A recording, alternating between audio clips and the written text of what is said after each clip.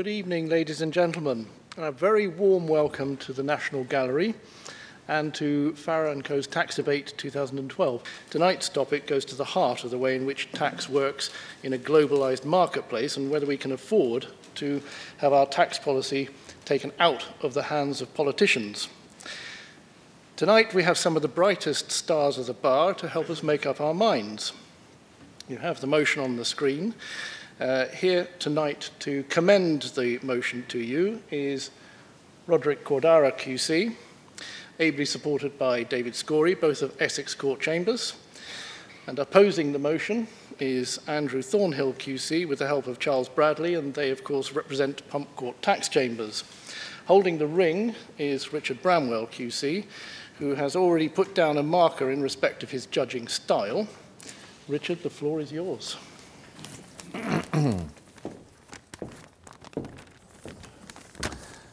The way in which the proceedings are going to be conducted are as follows. We're going to have David Scorey sitting immediately to my left, commencing the proceedings by speaking in favour of the motion. That'll be followed by Charles Bradley at the far left, and then it'll be Roderick Cordara, and finally Andrew Thornhill. And each speaker will be speaking for, I hope, no more than 7 minutes. And at the end of it all, we'll have a brief summary from myself, and then you'll be invited to fill in your voting slips, and then we'll know where we're to go with this great motion. Tax policy is determined and directed by ministers and politicians. Now, let's be blunt about this. One can count on the fingers of a mutilated hand the number of members of Parliament who have any thorough experience in business or economics, still less in taxation. We all know that the comedy Yes Minister owes less to fiction and more to astute observation. But we have, currently, modern-day Jim hackers stalking the corridors of Whitehall. Let's take our own dear George Osborne. A bright lad, well-educated, degree from Oxford, I'm sure his mother's duly proud, but a 2-1 in modern history is no qualification to run the Treasury. In fact, almost exactly 300 years after the Bill of Rights, in what the late great legal scholar Peter Burks called a tercentenary footnote, the House of Lords, in the famous case of Woolwich, recognised the importance of the principle, Lord Gough saying, "The retention by the state of taxes unlawfully exacted is particularly obnoxious because it is one of the most fundamental principles of our law, enshrined in the Bill of Rights, that taxes should not be levied without the authority of Parliament." If you get money out of people against their will in sufficiently large numbers, it's called a tax.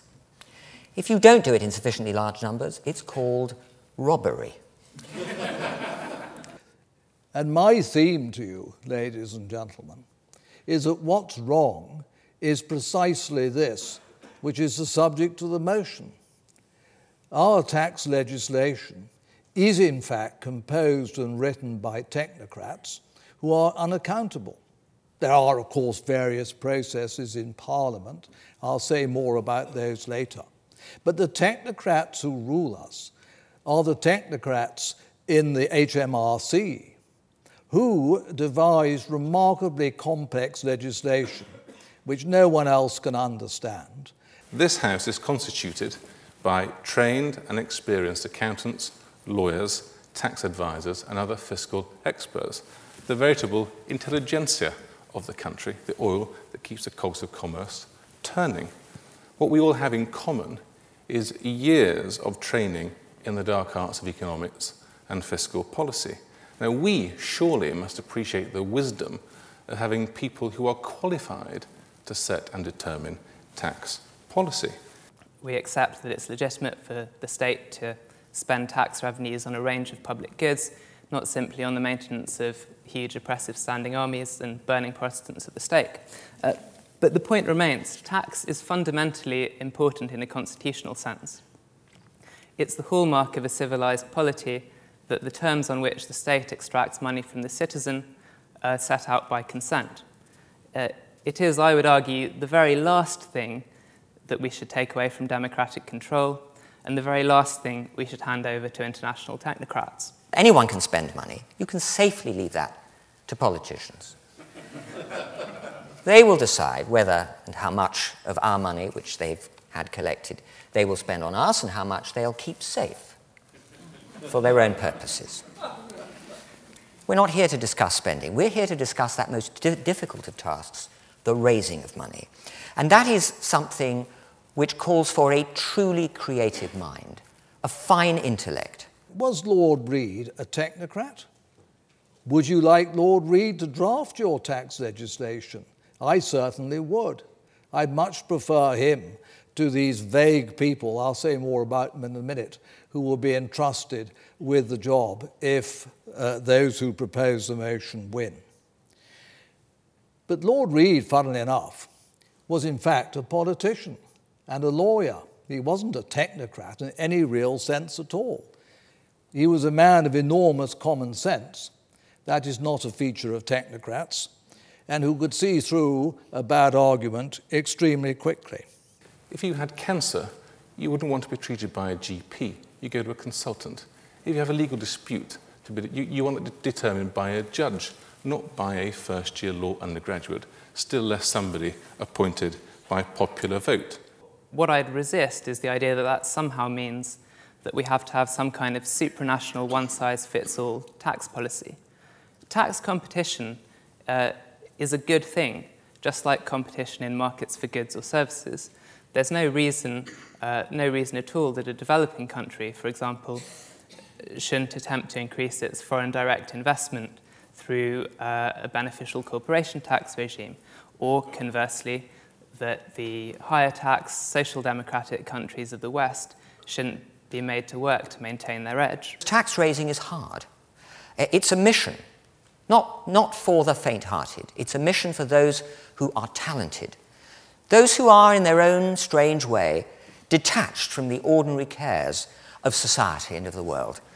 Those who don't care if their suit is crumpled or their slip is showing. Those who are profound thinkers, the technocrats. That is what used to happen.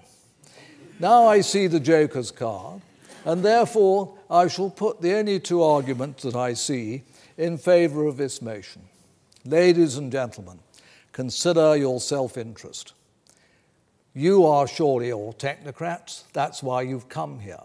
You know all about tax. And there's not too many of you here. So vote in favour of the motion, because with a bit of luck, you'll get a plum job. Policy as to medicines that we are allowed to be given on the NHS is set by such a body, by NICE. Fiscal policy, to a certain extent, is set by the many grey suits in the Bank of England. Whether or not we will again enjoy the joys of marijuana, whether it's class B, C, D or something else, is set by a group of experts who advise the Home Office. Most obviously, we have VAT, where tax policy is set internationally in Monet's dream of a technocratic Europe. The thorniest intellectual problem that VAT has generated in its entire 40-year history is whether a Jaffa cake is a biscuit. That says it all, really.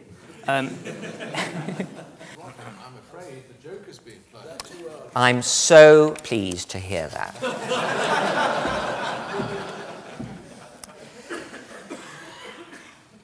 I mentioned one flaw about the technocrat. You may or may not have noticed it. The technocrat is someone who doesn't take that much care about how they're dressed.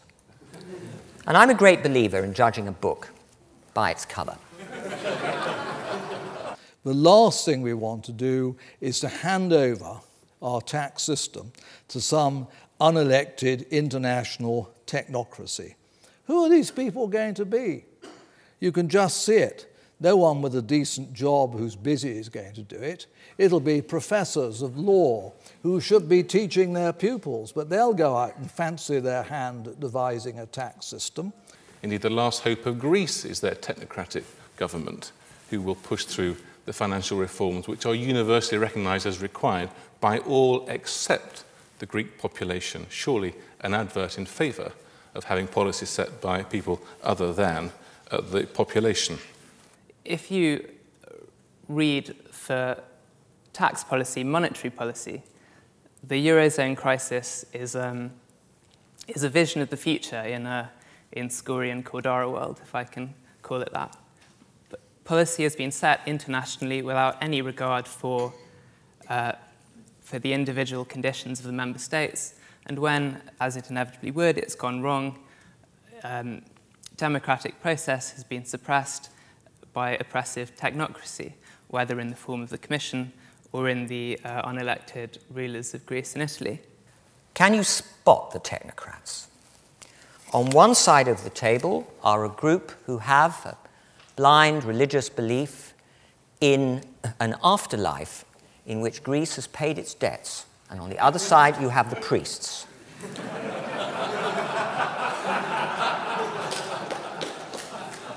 You generally find, this is what Lady Thatcher proved to us, but everyone seems to have forgotten it, if you lower the tax rates, you actually collect more tax.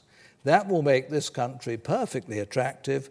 People will come here, and we won't have the need to have all these technocrats trying to rule the world, which is completely impossible anyhow. Now, what we propose on this side of the House will not promise redemption, but it will ensure a fair and efficient system. And I commend this motion to the House. The Orwellian proposal that's being put to you this evening is constitutionally undesirable, it's politically undesirable, it's economically undesirable, and it's practically unworkable. And for those reasons, I urge you to reject the motion. If you leave a biscuit long enough, it will become a cake. And if you leave a cake long enough, it turns into a biscuit. It's a sign. Please vote for this motion.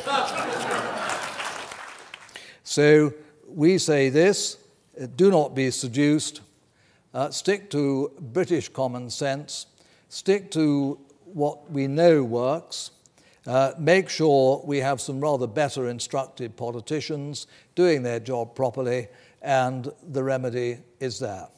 It is certainly not in the hands of an unelected, inefficient, powerless, in the end, technocracy. Ladies and gentlemen, reject this ridiculous idea and sit firmly on the grounds of common sense.